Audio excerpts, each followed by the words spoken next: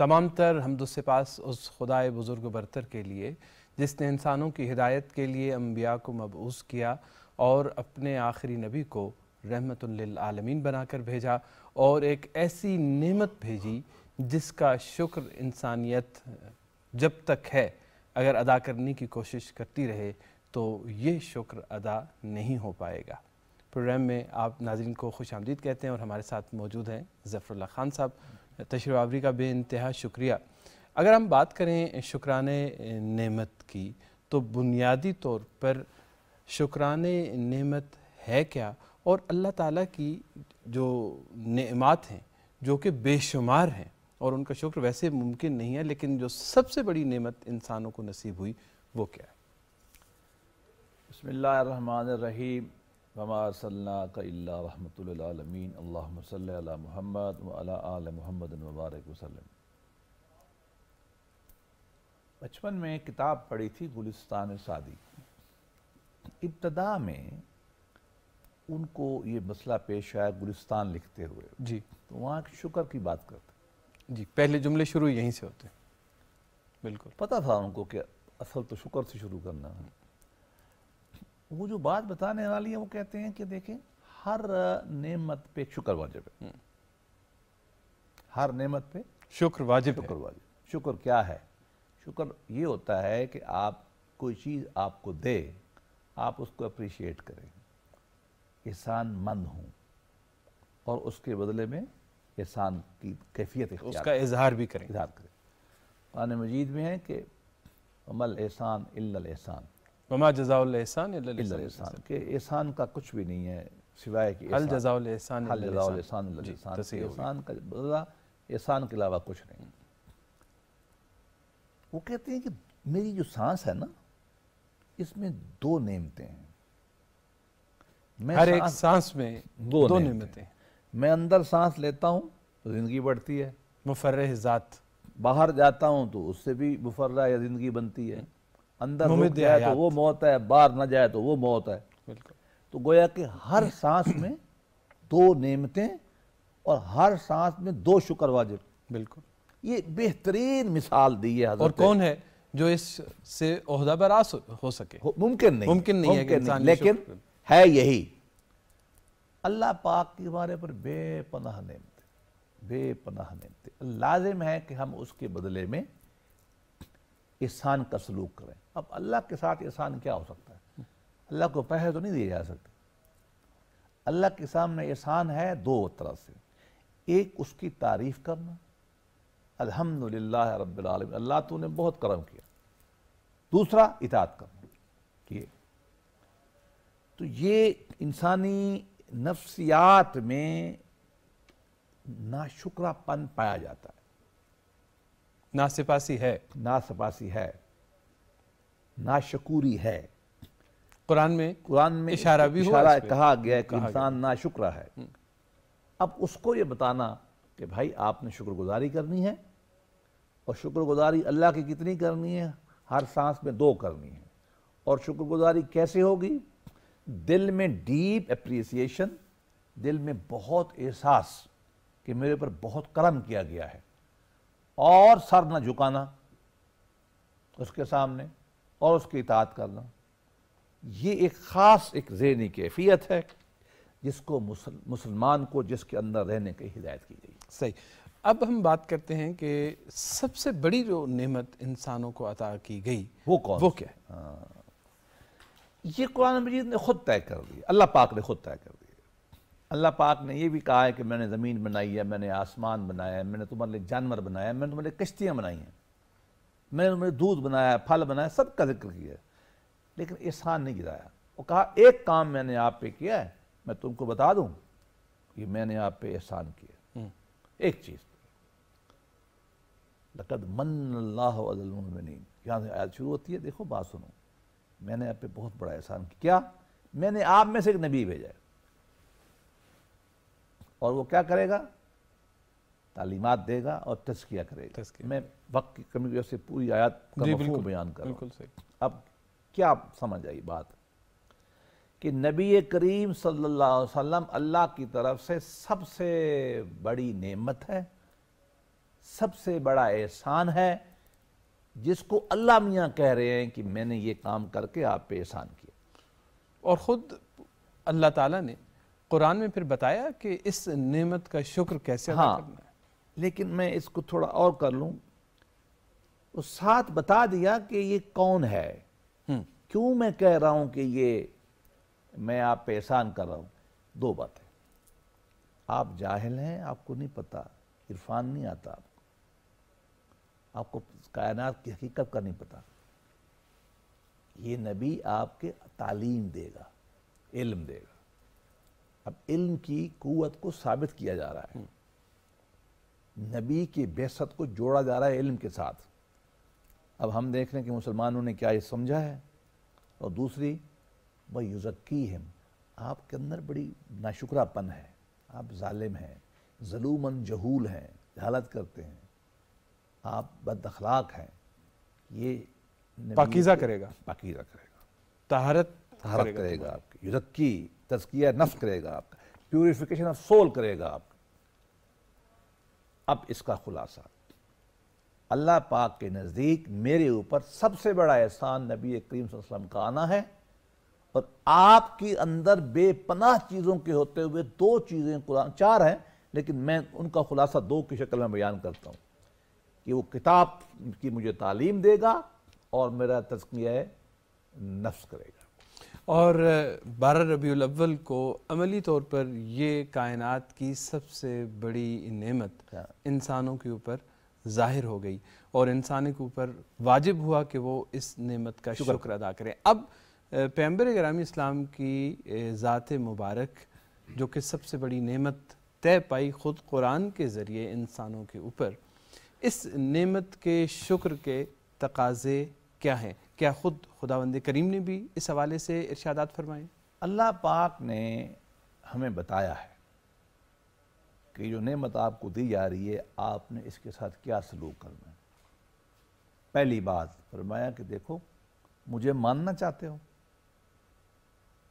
مان چکے ہو مجھے, میری اطاعت کرنی ہے تو پھر نبی کریم صلی اللہ علیہ وسلم کی اطاعت کرو. اصول نمبر 1, اپنی اطاعت کو نبی کریم کی اطاعت سے مشروط کر دیا. اطیعوا اللہ و اطیعوا الرسول کہہ کے, ان کنتم تحبون اللہ فاتبعونی, اگر آپ چاہتے ہو کہ میں مالک ہوں, مجھ پہ محبت کرو, تو میں اس محبت کو مانوں گا جو میری اطاعت کے ساتھ ہوگی, جو نبی سے محبت ہوگی. بالکل صحیح. اب دو باتیں طے ہو گئیں. ایک یہ کہ میری اطاعت کرنی ہے, مجھے نہیں معلوم اطاعت کیا ہوتی ہے, میں نے ایک پیمانہ بنایا ہے اطاعت کا, وہ ہے خود پیغمبر ہے. شریعت جو ادھر دیکھو, اصول بتائے ادھر دیکھو, جو وہ کہے وہ مانو, وہ اطاعت کرو. دوسرا, اس سے اگلا سٹیپ, اطاعت کے بعد اگلا سٹیپ کیا ہوتا ہے؟ محبت کا. محبت, مجھ سے محبت ہے, پاس کرنی ہے, نعمتوں کا شکر کرنا ہے, تو وہ کھڑے, اس سے محبت کرو. آپ سے محبت کرو تو مجھ سے محبت ہو جائے گی. اب تیسرا طریقہ فرمایا کہ دیکھو, ان اللہ ملائکۃ یصلون علی النبی یا ایھا الذین آمنوا صلوا علیہ وسلموا تسلیما. کہ اب میرا کیا کام ہے, میں کیا کرتا ہوں, جو میں نے یہ نبی بھیجا ہے میں اس کی تعریف کرتا ہوں, صلاۃ و سلام بھیجتا ہوں, رحمت بھیجتا ہوں. یہ سارے مفاہیم ہیں نا درود کے. آپ کو بھی اگر ایمان رکھنا ہے, لفظ دیکھیں نا بدل دیا, یا ایھا الذین آمنوا. اگر آپ نے بھی ایمان, میرے ایمان لانے والوں میں سے شامل ہونا ہے, تو آپ کی اگلی ڈیوٹی کیا ہے؟ نبی کریم صلی اللہ علیہ وسلم پہ آپ نے کیا کرنا ہے؟ درود بھیجنا ہے. اچھا مصلی, ہاں آپ کی بات شاید ابھی جاری ہو, آپ اس کو بڑھائیے گا, چونکہ درود شریف کا ذکر آ گیا. تو بہت سارے صوفیاء کے ہاں بھی اس کے علاوہ بھی جو روایت ہے اس میں درود شریف کی بہت زیادہ فضیلت بیان کی گئی ہے. درود شریف کی اس فضیلت کی وجہ ایک تو خود قرآن کی آیت ہے کہ اللہ نے حکم ہے, لازم ہے, اس کے بغیر نماز آپ کی مکمل نہیں ہے, لیکن اس کے روحانی اثرات بھی ہیں. تو میں چاہوں گا ذرا اس حوالے سے ضرور آپ اشارہ فرمائیں. انسان جس کو دیکھتا ہے اس سے محبت کرتا ہے. انسان جس کا ذکر کرتا ہے اس کے دل میں محبت پیدا ہو جاتی ہے. Out of sight out of mind, یہ انگریزوں نے ایک محاورہ بنایا ہے. جب آپ کسی آدمی کا بار بار ذکر کریں گے تو آپ اس کی شخصیت میں گھلنا مٹنا شروع کر دیں گے.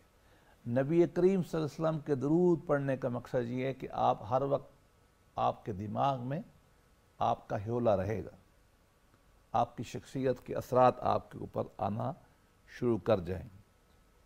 بعض اوقات صوفی یہ کہتے ہیں کہ یا تیرا تذکرہ کرے ہر شخص، یہ کوئی ہم سے گفتگو نہ کرے. وہ کہتے ہیں کہ بس درود شریف ہی ہمیں پڑھتے رہنا چاہیے. ایک سٹیج آتی ہے صوفیاء کے ہاں جو باقی اذکار وہ چھوڑ دیتے ہیں، وہ صرف درود شریف پہ چلے جاتے ہیں. فائدہ یہ ہوتا ہے کہ نبی پاک صلی اللہ علیہ وسلم کی جو نور ہے روحانی، وہ آپ پہ آنا شروع کر دیتا ہے اور پھر کرتے کرتے وہ آپ کو ڈھانپ لیتا ہے. وہ آپ کو ڈھانپ لیتا ہے. آپ ایک حفاظتی حصار میں چلے جاتے ہیں، وہ روحانی حصار ہوتا ہے. اس کے بعد آپ محبت بھی کرنا شروع کر جاتے ہیں، اطاعت بھی کرنا شروع کر جاتے ہیں، اپنی رات کو نبی پاک صلی اللہ علیہ وسلم کی ذات میں ڈھالنا شروع کر دیتے ہیں. اور آپ پھر یہ کہتے ہیں کہ جی میرے لیے تو ایک ہی ہے، میرے لیے اور کوئی چیز نہیں. اب یہ وہ کیفیت ہے جو آپ کو انتہائی پاکیزگی عطا کرتی ہے. یہ باطنی طہارت کا ایک بہت بڑا ذریعہ ہے کہ آپ ایک پاک صاف محفل میں ہر لمحے وجود کے ساتھ جڑ جاتے ہیں. خوشبو کے ساتھ بیٹھیں گے تو خوشبو آئے گی، کوئلے میں بیٹھیں گے تو کوئلہ آئے گا. بروں کے ساتھ بیٹھیں گے تو جمال ہم نشی برمن اثر کرت وگرنہ من ہمن خاک. سعدی نے کہا نا کہ یہ مٹی میں کچھ خوشبو آئی ہے، کوئی خوبصورت نہایت ہے یہاں. جب آپ ایک خوبصورت شخص کے پاس، اللہ کے نبی صلی اللہ علیہ وسلم کے پاس روحانی طور پہ ہر لمحے موجود ہوں گے درود شریف پڑھتے ہوئے، تو آپ کی خوشبو روحانیت آپ کے اندر داخل ہو جائے گی. تو آپ نبی صلی اللہ علیہ وسلم کی روحانی شخصیت کا ایک ایکسٹینشن بنتے چلے جائیں گے. تو صوفیاء اس لیے یہ کہتے ہیں کہ ہمیں اللہ پاک کا حکم بھی ہے، نبی پاک صلی اللہ علیہ وسلم کی ذات بھی اتنی بڑی ہے کہ وہ تقاضا کرتی ہے. ہم اس لیے درود شریف پڑھیں گے اور درود شریف پڑھ کے ہم اپنے آپ کو حضور کی قریب سمجھیں گے، اور حضور کا رحمت، قربت اور آپ کا نور اور آپ کی جو جتنی بھی ہیں صفات خصائل پاک وہ ہمارے اوپر طاری ہوں گے. ہم اس کے قربت محسوس کریں گے، اس میں ہماری نجات ہے. تو درود شریف کے آداب بھی کیا بتائے گئے ہیں کہ کیا آداب ہوتے ہیں، کس کیفیت کے ساتھ پڑھا جائے؟ خاص طور پر 12 ربیع الاول کا جو دن ہے، بہت سارے لوگ ختم کرواتے ہیں درود شریف کے. آداب کیا بتائے گئے اس حوالے سے؟ میری ذاتی رائے میں تو محبت کی رسمیں نہ ترکی نہ تازی. واہ. اللہ کے نبی کے ساتھ جو عشق ہے اور اس کا اظہار جو درود شریف میں کرنا ہے، اس کے آداب بتائے گئے ہیں. کچھ صوفی احادیث شریف میں ہیں، کچھ صوفیاء اور علماء نے بتائے ہیں. مثال کے طور پر اللہ کے نبی نے خود ارشاد فرمایا کہ درود شریف آپ کا مجھے پہنچایا جاتا ہے. اب آپ جتنا اچھا پڑھیں گے، جتنی اس کی کوالٹی ہوگی، وہی کوالٹی پہنچائی جائے گی نا. تو آپ مجھے بتائیے، آقا کو آپ کوئی چیز کمزور تو نہیں بھیجیں گے؟ اس سے میں سبق کیا لینا چاہتا ہوں کہ درود شریف کو آپ کو بہت ہی عاجزی کے ساتھ اور محبت کے ساتھ پڑھنا ہے تاکہ اسی کیفیت کے ساتھ وہ جائے. دوسری بات، نبی کریم صلی اللہ علیہ وسلم نے ارشاد فرمایا کہ جمعے کو زیادہ پڑھا کرو. اب یہ آپ نے بتا دیا، حالانکہ اللہ کے سارے دن ایک جیسے ہیں، کوئی فرق نہیں ہے، لیکن انسان کی تربیت کے لیے بتانا پڑتا ہے نا، کچھ چیزیں مخصوص کر لو. اب جمعہ ہمارے لیے دنوں کا سردار ہے. بالکل. ہمیں کہا گیا ہے نماز پڑھو، بھاگو، کاروبار کرو، جمعے والے دن یہ کرو، اللہ کا فضل تلاش کرو. اور ساتھ احادیث مبارکہ میں یہ کہا گیا ہے کہ آپ کو درود شریف جو ہے جمعے والے دن کثرت کرنی. صحیح. ہمارے ہاں علماء نے یہاں تک لکھا ہے کہ وضو کر لیں، غسل کر لیں، درود شریف ایک تو ہے نا ہر وقت آپ پڑھتے رہے، یہ بھی ٹھیک ہے، اس پہ ممانعت نہیں ہے، لیکن خاص اوقات جب آپ نے پڑھنا ہے وہ پڑھیں. پھر بعض درودوں کے الفاظ ہیں. ایک تو قرآن پاک میں بتا دیا جو ہم نے پڑھی آیت مبارکہ، وہ پڑھے، وہ بھی درود شریف ہے. اور دوسرا یہ کہ درود ابراہیمی، وہ پتہ کیا ہے جو ہم نماز میں پڑھتے ہیں. اب وہ 4 چیزوں پہ درود بھیجتا ہے. سیدنا ابراہیم پہ، ہم سب کے باپ، ابراہیم کی اولاد پہ، نبی کریم صلی اللہ علیہ وسلم پہ، اور نبی کریم صلی اللہ علیہ وسلم کی اولاد پہ. اب یہ 4 چیزیں آ جاتی ہیں تو یہ درود ہے نا، اللہم صلی علی محمد وعلی آل محمد کما صلیت علی ابراہیم وعلی آل ابراہیم انک حمید مجید. اس کی بہت بڑی فضیلت ہے درود ابراہیمی کی. پھر ہمارے کچھ صحابہ کرام سے درود منسلک ہیں، خاص طرح کی تعریف، سیدنا علی، ابوبکر صدیق، یہ سب حسان بن ثابت. اب یہ خط درود شریف کی شکلیں ہیں، ان کو پڑھنا. بعض علماء ہماری تاریخ میں خاص طور پہ صوفیاء علماء نے خاص درود پہ کتابیں لکھی ہیں. دلائل الخیرات، قصیدہ بردہ شریف، اس کو پڑھنا چاہیے. اچھا، اب ہمیں بعض اوقات عربی نہیں آتی تو ہمیں نعت میں جانا چاہیے. پھر نعت بھی درود کی شکل ہے نا ایک، میری رائے میں. اب جہاں آپ مسلمان جب نعت پڑھے گا، اب پاکستانی مسلمان اردو میں ہوگی، سرائکی میں، سندھی میں ہوگی، وہ زیادہ روح اس کی موج مستی میں آئے گی. اچھا، اب درود، اچھا بعض استمرار سے چیزیں بڑی ہیں. اب دیکھیں بعض قوالیاں نا جو حضرت شیخ سعدی رحمۃ اللہ علیہ کا ہے، بلغ العلا بکمالہ، اب کسی کی سمجھ میں نہیں آتی ہماری، لیکن روح جھوم جاتی ہے. تو میرا مقصد یہ کہ اس طرح کی چیزیں جو ہیں یہ پڑھیں. اچھا، درود کی محفلیں بھی کرنی چاہیے. دیکھیں ہم اس کی لاجک میں کیا دیتا ہوں. ہم شادی کی محفل کرتے ہیں، ہم گیم کی محفل کرتے ہیں، برتھ ڈے کرتے ہیں، تو ہمارے لیے یہ بھی لازم ہے. اس لیے عربوں میں، شمالی افریقہ میں، اور بعض ہندوستان میں، پاکستان میں لوگ 12 ربیع الاول کو نبی پاک صلی اللہ علیہ وسلم کی جو ولادت کی وجہ سے مناتے ہیں. میں اس کا سخت حامی ہوں. ٹھیک ہے کہ اس میں خرافات بالکل نہیں کرنی چاہیے. اس دن آپ درود شریف کی محفل لگائیں، نبی پاک صلی اللہ علیہ وسلم کی سیرت بتائیں، عورتوں کو بتائیں، بچوں کو بٹھائیں، سب کو بٹھائیں، اور اچھا خیرات کریں، اچھا لباس پہنیں، اور دوست کا ذکر کریں. وہ کہتے ہیں نا کہ وہ از ما بجز قصہ مہر و وفا مپرس، ما قصہ سکندر و دارا نہ خواندائیں. ہم نے سکندر و دارا کا قصے نہیں پڑھے بادشاہوں کے، ہم سے ہمارے محبوب کی بات کرو. ہمیں یہ چاہیے کہ نبی پاک صلی اللہ علیہ وسلم کی سیرت کے اوپر بات کرو. تو شکران نبوت جو ہے، جو اتنی بڑی نعمت ہے، درود پاک بھی اس کا ایک انداز ہے شکر ادا کرنے کا. خود پیغمبر گرامی صلی اللہ علیہ وآلہ وسلم نے اپنی امت کو کیا تلقین کی کہ ہمارا اس نعمت کے شکر کرنے کا طریقہ کیا ہونا چاہیے؟ اس حوالے سے آپ کے ارشادات کیا؟ دیکھیے، شکر کے ایک تو ہے کہ زبان سے اظہار کریں، شکر کا اصول ہے نا. ایک یہ عمل سے اظہار کریں، ایک یہ کہ وہ اچھی چیزیں سے لوگوں تک پھیلائیں. یہ شکر کی قسمیں ہیں. تو نبی کریم صلی اللہ علیہ وسلم کی جو تعلیمات سے ہمیں باتیں معلوم ہوئی، تو ایک تو آپ نے یہ کہا نا کہ میرے اوپر درود پڑھو، الفاظ بتایا آپ میرے ساتھ پڑھو. جب ایک فرشتے حدیث میں آتا ہے کہ یہ نبی پاک صلی اللہ علیہ وسلم کا درود لے جائیں گے، تو یہ تو آپ نے موٹیویٹ کیا نا ہمیں. آپ نے یہ فرمایا. میرا ذاتی خیال یہ ہے کہ نبی پاک صلی اللہ علیہ وسلم کے احسان ماننے کا، آپ کے احسان کا شکریہ ادا کرنے کا سب سے بڑا ثبوت ایک ہے، آپ اپنے آپ کو نبی کریم صلی اللہ علیہ وسلم کی اطاعت میں کتنا لے جاتے ہیں. اس کی کوئی حد نہیں ہے. ایک حد ہے شریعت کی اطاعت، کہ آپ نے آپ کے مطابق نماز پڑھنی ہے، آپ نے آپ کے مطابق جو ہے گناہ نہیں کرنے، تعلیمات کے مطابق. اور جو حرام کہا اس کو حرام سمجھنا ہے، جو آپ نے حلال کہا کر دیا وہ ایک تو یہ مینیمم لیول ہے. بالکل ٹھیک. دوسرا لیول یہ ہے، عبداللہ ابن عمر جا رہے تھے، ایک درخت دیکھا کھڑے ہوئے، جا کے درخت کے نیچے بیٹھ گئے، اٹھے واپس آ گئے. ساتھ کے جو لوگ تھے انہوں نے فرمایا، یا عبداللہ یہ کیا کیا آپ نے؟ کچھ بھی نہیں کیا، آپ گئے بیٹھ کے آ گئے. فرمانے لگے بس مجھے اتنا پتہ ہے کہ میں ایک دفعہ نبی کریم صلی اللہ علیہ وسلم کے ساتھ آ رہا تھا، آپ آئے تھے، آپ یہاں بیٹھے تھے، شاید کسی بشری تقاضے کے ساتھ.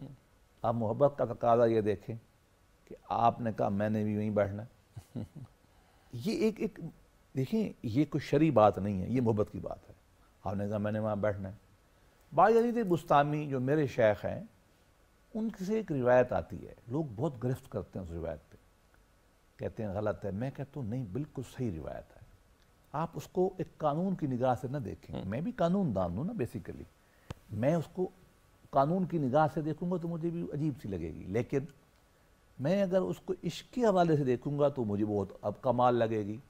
آپ کے بارے میں یہ کہا جاتا ہے کہ آپ نے زندگی بھر خربوزہ نہیں کھایا۔ کسی نے پوچھا، ہم نے فرمایا مجھے نہیں معلوم کہ نبی کریم صلی اللہ علیہ وسلم نے کھایا یا نہیں کھایا۔ یہ ایک عشق ہے نا، میں کہتا ہوں یہ دونوں لیول ٹھیک ہے۔